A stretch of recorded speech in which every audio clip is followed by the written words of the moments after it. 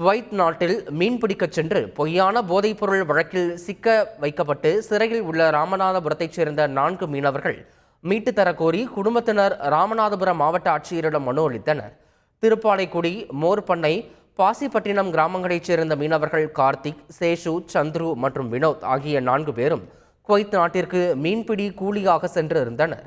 அவர்கள் சென்ற படகில் மற்றொருவர் போதைப்பொருள் கடத்திய நிலையில் இவர்களையும் அந்த வழக்கில் கைது செய்து குவைத் சிறையில் விசாரணை கைதிகளாக அடைத்துள்ளனர். அவர்களை விடுவித்து நாடு திரும்ப நடவடிக்கை எடுக்க வேண்டும் என்று அவர்கள் வலியுறுத்தியுள்ளனர்.